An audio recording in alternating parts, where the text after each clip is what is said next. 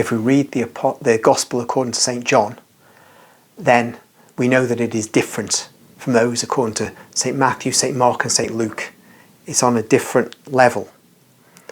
But it is very historical, more historical than the first three Gospels. And that's perplexing for liberal biblical scholars, in terms of what it says about the topography of Palestine, the customs, the feasts. It seems to be very, very much on the button with ancient Israel. And that shouldn't be, because of course St. John's Gospel is supposed to be some kind of mythical version of Jesus' life. The Gospel according to St. John emphasises various things. Of course, the deity of Christ, but also the love of Christ for us, the love of God. And that carries over into the three letters of St. John. If you read the Gospel according to me, the Gospel as revealed to me, known as the Poem of the Man God by Maria Valtorta, or by Jesus, as I would say, then you see this St. John. You see him as the innocent one, the pure one, the one who reaches heights that the others don't reach of spiritual development. Jesus tells us why it's not him, but St. Peter is made the head of the apostolic group, the first pope. But I won't talk about that now. I'll talk about that another time. But John is quite rightly seen by our ancient Catholic traditions as the eagle, because the eagle soars closest to the sun in mythology. It sees clearly, it sees over vast distances. And St. John is like that. He is hovering above in the way that the others could not do, even in this earthly life, during the ministry of Jesus. So it's good to hear from an apostle speaking directly in the pages of Maria Valtorta's notebooks. They don't all appear to her and speak to her. So it's good to hear them as persons outside of the 2,000-year-old Palestinian context. Though by reading the Gospel according to me, you get to know all the apostles in their personalities, what distinguishes them one from the other, which there's no time or space in the canonical Gospels to do. So Jesus had said to Maria Valtorta on the 5th of March 1944, I'm going to send John to you tomorrow. And he'd been talking about how we should be like children to inherit the kingdom of God, as in fact it's said in the Gospel, from Jesus' own lips. But March the 6th, 1944, St. John appears to the Blessed, to Maria Valtorta. John says, "It is I. Do not be afraid of me either. I am charity. I've absorbed and preached it so much, and am thus fused into it so much, that I am charity that speaks. Little sister, we can say this: our hands have touched the word of life, for life became manifest, and we have seen it, and bear witness to it."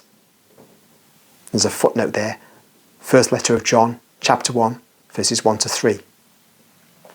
And I could also say it echoes the prologue of the Gospel of John.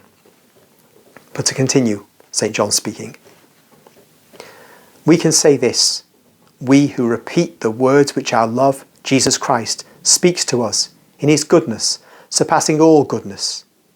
And he leads us onto flowery paths, where each flower is a truth and a heavenly beatitude. We can say this, we who are filled like a copious hive with the sweetness flowing from the divine lips, from those most holy lips, which after having broken the bread of doctrine for the throngs of Galilee, of all Palestine, were able to consecrate the bread to become divine flesh and break himself for the nourishment of man's spirit. Those most innocent lips which you have seen bleeding and contracting and becoming rigid in the passion and death undergone for us. We can say, this is the message which we have received from him and which we announce to you. God is light, and in him there is no darkness. And that's a quote from 1 John 1, verse 5. His light is in us because his word is light. We live in the light and hear its heavenly harmony. I'll just break off there for a minute. And this is what John is going to do. He's going to give Maria Valtorta a flavour of the harmony, the music of heaven, if I can put it that way. That's something we can therefore benefit from listening as I continue this reading, because this awaits us as well. Come, little sister, I want to have you hear the harmony of the heavenly spheres, the harmony of the light, for paradise is light. Light overflows and expands from the triune splendour and pervades all of paradise with itself. We live in and by the light. It is our joy, our food, and our voice. Paradise sings with words of light. It is light. It is the glowing of light that forms these solemn, powerful, soft chords in which there are the trills of children, the sighs of virgins, the kisses of lovers, the hosannas of adults, and the glory of seraphim. They are not songs like those of the poor earth, where even the most spiritual things must be clothed in human forms. Here, there is the harmony of splendours producing sound. It is an arpeggio of luminous notes rising and falling as the splendours change, and it is eternal and always new, for nothing is weighed down with old age in this eternal present. Listen to this indescribable concert and be happy. Join in with your throbbing of love. It is the only thing you can join to, that you can join to it without profaning heaven. You are still human, sister, and here humanity does not enter, but love enters. It precedes you. It precedes your spirit. It sings with it. Every other song would be the creaking of insects in the great heavenly choir. Love is already a harmonious sigh in the sweet song. May the peace of Jesus, our love, be with you. And that is the end of St. John's dictation, or his monologue to Maria Valtorta. And then she writes, Father, I cannot describe the singing luminosity which I see and hear.